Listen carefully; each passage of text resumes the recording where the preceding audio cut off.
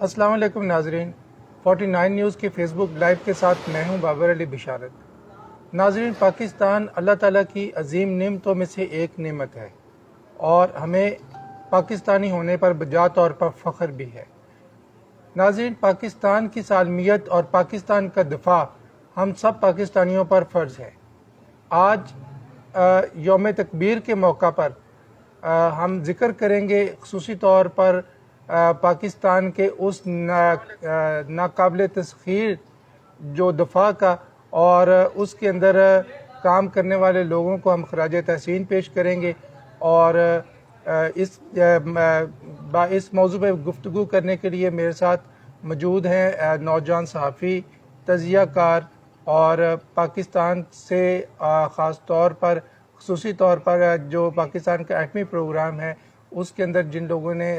اپنی کوشش اور کاوش کا حصہ جنہوں نے ڈالا، اس کے اوپر خصوصی طور پہ بات کرنے کے لیے رانا کامران اشرف صاحب میرے ساتھ موجود ہے۔ رانا صاحب، آج کا دن پاکستان کی تاریخ کے اندر ایک انتہائی اہمیت کا حامل دن ہے۔ اس دن کے موقع پر جب پاکستان نے ایٹمی دھماکے کر کے پوری دنیا کے اندر اپنی جوہری قوت ہونے کا اعلان کیا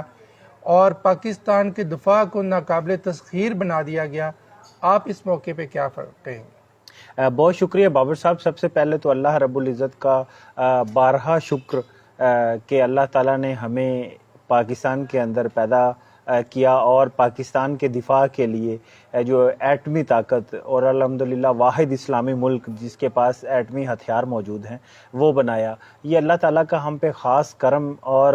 خاص جو ہے نا وہ اللہ تعالیٰ کی عنایت ہے، اور اس سب میں جو بڑھ کے ہے وہ یہ ہے کہ اس میں ہمارے جو محسن پاکستان ڈاکٹر عبدالقدیر خان صاحب کا ایک بہت بڑا کردار ہے، ان کی پوری ٹیم کا، ڈاکٹر سمر مبارک، اس کے بعد جو لوگ اس پروجیکٹ کو آگے چلا رہے ہیں ان تمام لوگوں کا ایک بہت بڑا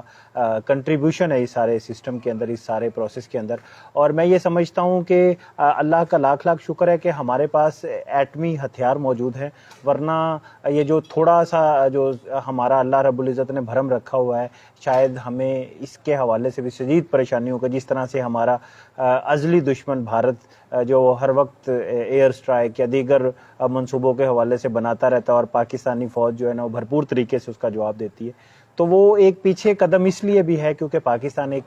ان کو پتہ ہے کہ پاکستان ایک ناقابل تسخیر جو ہے نا وہ دفاع رکھتا ہے، اور اس کی افواج ہو، اس کی قوم ہو، اور اس کی قوم جو ان کی افواج کے پیچھے کھڑی ہوئی ہے سب سے بڑی طاقت وہی ہے، اور الحمدللہ وہ ہمیشہ قائم رہے گی۔ جی بالکل، پاکستان کا دفاع جو ہے وہ ناقابل تسخیر ہے۔ اگر تھوڑی سی جو ہماری جوہری صلاحیت ہے اس کی اگر ہم تاریخ کے اوپر بات کریں تو یہ 70s کے اندر جو ہے وہ ذوالفقار علی بھٹو کی جو گورنمنٹ تھی اس وقت میں یہ پروگرام جو ہے وہ پاکستان میں لایا گیا، اور جیسے کہ آپ نے فرمایا کہ پاکستان واحد ایک ایسا اسلامی ملک ہے پوری دنیا کے اندر جو جوہری صلاحیت رکھتا ہے، اور اس کے جوہری صلاحیت رکھنے سے پوری امت مسلمہ کو جو ہے وہ ایک اطمینان حاصل ہے کہ مسلمانوں کی صف کے اندر بھی ایک ایسا ملک موجود ہے جو جوہری صلاحیت رکھتا ہے۔ 70s کے اندر جب بھٹو صاحب نے اس کا آغاز کیا تو اس وقت ان کے پیش نظر کیا مقاصد تھے اور وہ کن وجوہات کی وجہ سے جو ہے انہوں نے یہ سارے پروگرام کا آغاز کیا؟ دیکھیں، سب سے پہلے کسی بھی پروجیکٹ، خصوصی طور پر کوئی ایسا پروجیکٹ شروع کرنا جس کے بارے میں پتہ کچھ نہ ہو، تو یہ ایک بہت بڑا ایک یعنی کہ آپ سمجھ لیں کہ دور اندیشی کہہ سکتے ہیں۔ بھٹو صاحب کو بھی ایون پتا تھا کہ وہ میری ایون زندگی یا میری ایون گورنمنٹ کے اندر تو کم از کم یہ پروجیکٹ کمپلیٹ نہیں ہو سکتا، لیکن ان سے اللہ تعالیٰ نے ایک کام لینا تھا، ایک بڑا کام انہوں نے کیا ہے کہ وہ پروجیکٹ سٹارٹ ان کے دور میں ہوا، اور اگر وہ سٹارٹ نہ ہوتا تو ایٹ لیسٹ اسے کمپلیٹ نہیں کیا جانا ممکن ہی نہیں تھا۔ تو جب بھٹو صاحب نے اس پروجیکٹ کو شروع کیا تھا ان کے پاس بھی جو پرپوزل تھا وہ یہی تھا کہ یہ دفاع کے پرپز کے لیے ہی جو ہے ہم ایٹمی طاقت بننے جا رہے ہیں۔ اس سے پہلے پاکستان 2 جنگیں جو ہے وہ اپنے ازلی دشمن کے ساتھ جو نہ لڑ چکا تھا، اور اس وقت پاکستان کو اس بات کی اشد ضرورت تھی کہ پاکستان جو ہے وہ اپنے جو طاقت کا توازن ہے اس کو برقرار رکھا جائے، اس سے پہلے انڈیا جو تھا وہ اپنا جوہری پروگرام شروع کر چکا تھا، اور جبکہ پاکستان کا جو جوہری پروگرام تھا وہ بالکل پرامن مقاصد کے لیے، توانائی کے حصول کے لیے بھی بنایا گیا تھا. اس کو ڈیزائن اس طریقے سے کیا جا رہا تھا کہ اس سے پاکستان توانائی کا حصول کر سکے. آپ یہ بتائیں کہ پاکستان کی یہ جو جوہری صلاحیت ہے، یہ پاکستان کے اور پاکستان کے ہمسایہ ممالک اور اس خطے کے اندر بر صغیر اور ایشیا کے اندر طاقت کے توازن کو برقرار رکھنے میں کس حد تک معاون ثابت ہو سکتا ہے؟ ہمارے ساتھ ہمارا دوست ملک اگر چائنا ہے تو اس کی کے ساتھ ہمارا جو ازلی دشمن بھارت موجود ہے. اس کے علاوہ اسی خطے کے اندر روس موجود ہے، اور اس کے ساتھ بھی ہم ایک جو ہے نا لانگ ہمارے ٹینشن والے جو حالات رہ چکے ہیں. تو اس سب کے درمیان پاکستان کی دفاع کے لیے اور پاکستان کو طاقت کے توازن کو برقرار رکھنے کے لیے ایٹمی پروگرام بہت ضروری تھا. اس کے ساتھ ساتھ کیونکہ ہم چاروں طرف سے گھرے ہوئے ہیں اور ایک سائڈ پہ ہمارے سمندر ہے، لیکن ہم باقی جو تینوں سائڈ ہیں ان میں ہم گھرے ہوئے ہیں. ہمارے جتنے بھی ممالک ہیں، چاہے وہ دوست ممالک ہیں یا دشمن ممالک ہیں، ان سب کے ساتھ جو ہے وہ ایک برابری کی سطح پر گفتگو کرنے کے لیے یا برابری کی سطح پر بات چیت کرنے کے لیے ہمیں جو ہے جوہری طاقت بننا بڑا ضروری تھا. اور اس کے ساتھ ساتھ بھارت کے ساتھ تو ہمارا جو ہے نا وہ جنگ ایک دن بھی بند نہیں ہوئی. لائن آف کنٹرول کے اوپر کشمیر کا جو 1947 14 اگست 1947 سے لے کے آج تک ہم حالت جنگ میں ہیں، اور اسی محاذ پہ سیاچن کے محاذ پہ جو ہے ہماری ہر وقت ٹینشن رہتی ہے. اور یہ جو ہے وہ جوہری طاقت ہی ہے جس کی وجہ سے الحمدللہ انڈیا پاکستان کئی دفعہ یہ اس بات کا دعویٰ کر چکا ہے کہ ہم پاکستان کو جب چاہیں اس کے جو ناپاک ارادے ہیں ان کے، وہ پاکستان کی سالمیت کو نقصان پہنچا سکتے ہیں. اور آپ سمجھتے ہیں کہ پاکستان کا جو جوہری پروگرام ہے، جو پاکستان کی جوہری صلاحیت جو ہے، وہ ہمارے دشمنوں کو اپنے ناپاک عزائم سے باز رکھنے میں ایک معاون کے طور پر، ایک کلیدی ہتھیار کے طور پر استعمال ہو رہی ہے؟ دیکھیے، سب سے پہلی بات تو جو ہے نا وہ جیسا کہ علامہ اقبال رحمۃ اللہ علیہ کا بھی فرمان ہے کہ جو ہے وہ فضائے بدر پیدا کر کہ فرشتے آج بھی تیری نصرت کو اتر سکتے ہیں، کتار اندر کتار اب بھی. تو سب سے پہلی چیز تو ہمارے پاس جو ہے نا وہ بیسک چیز ہے، وہ ہے ہمارا ایمان. اور جب تک یہ ایمان ہمارے دلوں میں موجود ہے، الحمدللہ دنیا کی کوئی بھی طاقت ہمیں ہرا نہیں سکتی. اس کے علاوہ جب تک ہماری فوج کے پیچھے ہماری قوم کھڑی ہوئی ہے، اور یہ جو حوصلے ہیں یہ مزید بلند ہوتے ہیں جب ہم ان شہداء کو دیکھتے ہیں جو جام شہادت آج بھی نوش کر رہے ہیں. اس کے ساتھ ساتھ قرآن پاک کے اندر بھی یہی ہے کہ اپنے ہتھیاروں کو تیز رکھو. اس کے علاوہ اپنے دشمن کے مقابلے میں اپنی جو ہے وہ عددی لحاظ سے بھی اور اکوپمنٹ کے لحاظ سے بھی ہر وقت جو ہے نا وہ اچھے سے اچھا ہتھیار آپ کے پاس ہونا چاہیے. پاکستان نے ہمیشہ اپنے جوہری صلاحیت کے بارے میں اس بات کا دعویٰ کیا ہے کہ ہماری جوہری صلاحیت جو ہے وہ پرامن مقاصد کے حصول کے لیے ہے اور طاقت کے توازن کو برقرار رکھنے کے لیے ہے. پاکستان کبھی بھی ایک جارح ملک وہ نہیں رہا. پاکستان نے ہمیشہ بیرونی جارحیت کا مقابلہ کیا ہے، اور صاف ظاہر جارحیت کا مقابلہ کرنے کے لیے آپ کے پاس اس طرح کے ایکوپمنٹس ہونے چاہیے، اس طرح کے ہتھیار ہونے چاہیے کہ آپ اپنے دشمن کو جواب دے سکیں. پاکستان نے کبھی بھی تباہی کے مقاصد کے لیے اپنے جوہری صلاحیت کو استعمال نہیں کیا، نہ ہی پاکستان کبھی بھی تباہی کے لیے ان ہتھیاروں کو استعمال کرنے کا ارادہ رکھتا ہے. مگر اگر پاکستان کے اوپر کبھی کوئی ایسا مشکل وقت آیا، اللہ تعالیٰ پاکستان کو ہمیشہ اپنے حفظ و امان میں رکھے، اگر خدا نخواستہ پاکستان کے اوپر کبھی بھی کوئی مشکل وقت آتا ہے تو یہ جو جوہری صلاحیت ہے یہ ہمارے ملک کے دفاع کے اندر اپنا ایک بنیادی کردار ادا کر سکتی ہے. پاکستان کو جوہری صلاحیت دلوانے کے اندر اور ایک جوہری ملک بنانے کے اندر جن لوگوں نے معذرت چاہتا ہوں جن لوگوں نے اپنا بنیادی کلیدی کردار ادا کیا، اس میں ذوالفقار علی بھٹو صاحب اور ڈاکٹر عبدالقدیر خان صاحب، ان کا نام جو ہے وہ ہمیشہ سنہرے روپ میں لکھا جائے گا. اس کے علاوہ ضیاء گورنمنٹ کے اندر بھی اس پروگرام پہ بہت زیادہ تیزی کے ساتھ ایڈوانسمنٹ ہوئی. اور اگر کہا جائے یہ بات درست ہے کہ اگر کہا جائے کہ ضیاء دور کے اندر ہی پاکستان کے اندر ایٹم بم بنا تو یہ غلط بات نہیں ہوگی. ضیاء گورنمنٹ نے ایٹم بم کے لیے فنڈز مختص کیے, ان کو ہر طرح کی سہولیات مہیا کی. آپ پاکستان کے ان تمام ہیروز کے بارے میں کیا کہتے ہیں؟ جی بہت شکریہ بابر صاحب. سب سے پہلے تو ہم اللہ تعالیٰ کا شکر ادا کرتے ہیں کہ ڈاکٹر عبد القدیر خان جو کہ جو ہے وہ فورن میں اپنی ایک ڈیوٹی اور فرائض سر انجام دے رہے تھے, وہاں پہ بھی ایک جوہری لیب کے اندر ہی وہ کام کر رہے تھے اور حب الوطنی کا جذبہ تھا. اور آپ کو پتہ ہے یہ لوگ جو ہوتے ہیں نا یہ بڑے کم ہوتے ہیں اور ان پہ اوپر پوری دنیا کی انٹیلیجنس ایجنسیز کی نظر ہوتی ہے. تو وہاں سے وہ الحمدللہ وہ پاکستان آئے. پاکستان آنے کے بعد ڈاکٹر ایکیو خان لیبارٹریز کا قیام بھٹو صاحب نے جو شروع کروایا, اور آپ کی بات 100% درست ہے. اس میں محترم جناب جو ہے نا بھٹو صاحب ہوں, ان میں ڈاکٹر عبد القدیر خان ہو, ان میں جنرل ضیاء الحق ہو, ان تمام لوگ یہ ہمارے اس معاملے میں ہمارے یہ قومی ہیرو ہیں. اور انہیں اللہ تعالیٰ ان کے تینوں احباب جو ہے نا فوت ہو چکے, اور اس کے ساتھ پوری ٹیم تھی جو ان میں سے کچھ زندہ ہیں کچھ فوت ہو چکے. اللہ تعالیٰ سب کو جو ہے نا وہ جنت الفردوس میں اللہ مقام عطا فرمائے. اور ان لوگوں کی وجہ سے آج ہم محفوظ ہیں, اور پاکستان کو میں سمجھتا ہوں کہ ان کا احسان مند رہنا چاہیے, کیونکہ اللہ رب العزت فرماتا ہے جو انسانوں کا شکریہ ادا نہیں کر سکتا وہ میرا بھی شکریہ ادا نہیں کر سکتا. تو ہم ان کا شکریہ ادا کرتے ہیں, ان کو سلام پیش کرتے ہیں کہ ان کی دور اندیشی نے آج ہمیں جو ہے نا وہ اس کے اوپر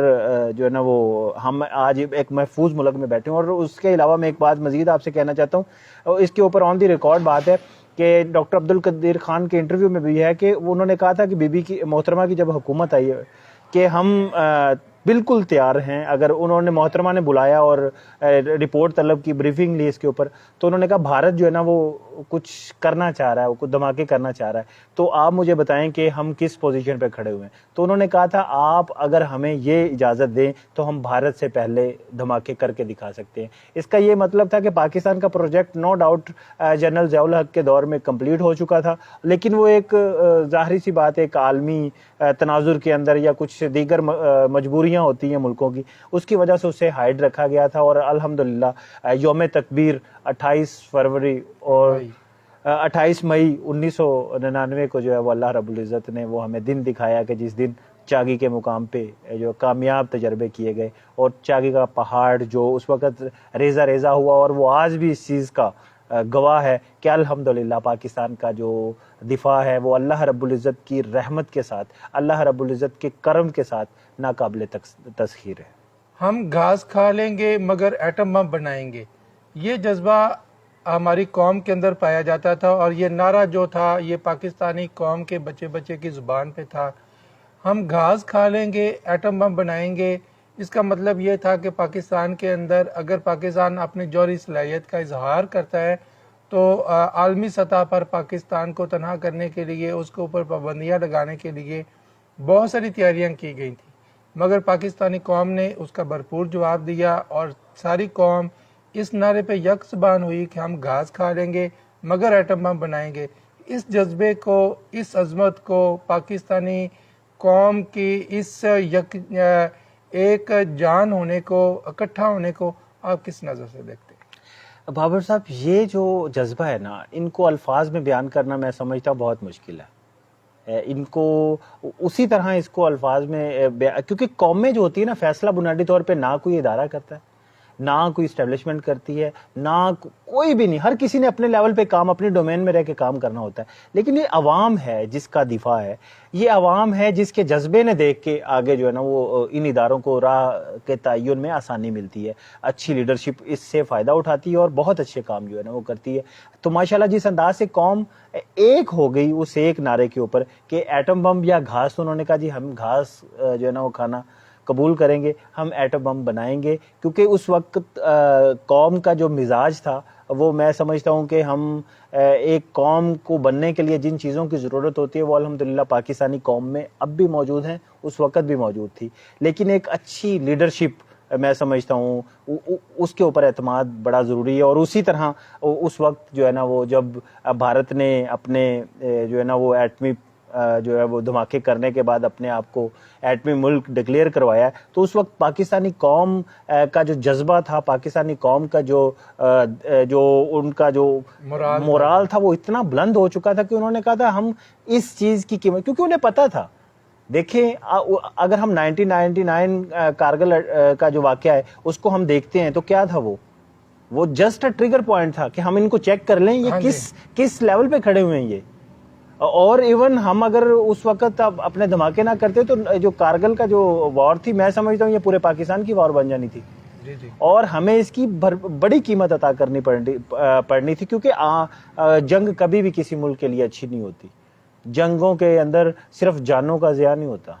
جنگوں کے اندر بربادی اور تہس نہس ہوتی ہے. اور جب قوموں کو لگتا ہے کہ ہم نے جو ہے نا وہ جنگ لڑنی ہے اور جنگ جب مسلط کر دی جائے، تب پاکستانی قوم جانتی ہے 1965 کے اندر کہ کس انداز سے پاکستانی قوم نے پاکستانی فوج کا ساتھ دیا اور کس انداز سے پھر ہم نے اپنے دفاع کو ناقابل تسخیر بنایا. اور الحمدللہ مستقبل کے اندر بھی جب پاکستان کو جس چیز کی بھی ضرورت پڑے گی، یہ قوم آج بھی متحد ہے. ہم بالکل پولرائز کا شکار نہیں ہیں. ہم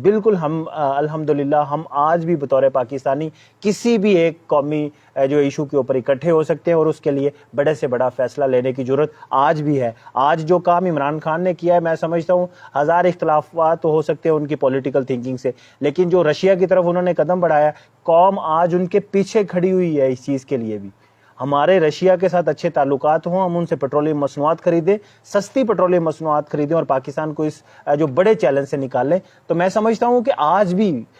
قوم کے اندر وہ جو ہے نا وہ حب الوطنی، وہ جذبہ موجود ہے. آپ تھوڑا سا یہ بتائیں، ایٹم بم جو ہے نا یہ ماس ڈسٹرکشن ویپن کے طور پہ جو ہے نا پوری دنیا کے اندر جانا اور پہچانا جاتا ہے. ایٹم بم کا استعمال جہاں جہاں پہ ماضی کے اندر ہوا وہاں پہ تباہی دیکھی گئی، اور ہر طرف ویرانگی تھی، ہر طرف تباہی تھی. پاکستان کبھی بھی ایک ذمہ دار ملک ہونے کے ناطے کبھی بھی ایٹم بم کے استعمال کا اس کو اوفینسو طور پہ جو ہے نا وہ اس کو کبھی بھی اس کے استعمال کو وہ خواہش مند نہیں ہے. ڈیفنس کے طور پر پاکستان نے ایٹم بم بنایا. جب پاکستان نے ایٹم بم بنایا تو اس وقت سے لے کے اب تک پاکستان کے بارے کے اندر ایک جو سازش مسلسل کی جا رہی ہے، اس میں ذہن سازی بھی ہے، اس میں دیگر عوامل بھی ہیں کہ پاکستان نے ایٹم بم تو بنا لیا، مگر یہ پاکستان کا ایٹم بم جو ہے وہ محفوظ ہاتھوں میں نہیں ہے. یہ دنیا کے اندر تباہی کا باعث بن سکتا ہے. اس بات کے اوپر کئی سینکشنز بھی پاکستان پہ لگی، بہت زیادہ پروپیگنڈا ہوا، مغرب کے اندر بہت زیادہ پروپیگنڈا ہوا. ہمارے دشمن ممالک جو ہیں انہوں نے اس پروپیگنڈا کو عام کرنے کے لیے اپنا ایڑی چوٹی کا زور لگایا. مگر میں سلام کرنا چاہتا ہوں محسن پاکستان ڈاکٹر عبدالقدیر خان صاحب کو کہ انہوں نے یہ کہا کہ میں نے پاکستان کا ایٹم بم اس طرح سے ڈیزائن کیا ہے اور پاکستان کا ایٹم بم کو محفوظ رکھنے کے لیے ایسا میکنزم تیار کر دیا گیا ہے کہ پاکستان کے ایٹم بم کو پاکستان کی مرضی کے بغیر کہیں پہ بھی استعمال نہیں کیا جا سکتا، اور بجا طور پہ پاکستان کا ایٹمی پروگرام جو ہے محفوظ ہاتھوں میں ہے. اس پروپیگنڈا کے اوپر آپ کیا کہیں گے؟ سر سب سے پہلے جو پروپوگنڈا کر رہا ہے اس کے اپنے ملک کی حالت یہ ہے کہ پونا کے اندر جو ہے نا وہ جوہری مواد جو ہے نا وہ مل جاتا ہے اور وہ رپورٹ ہوتا ہے.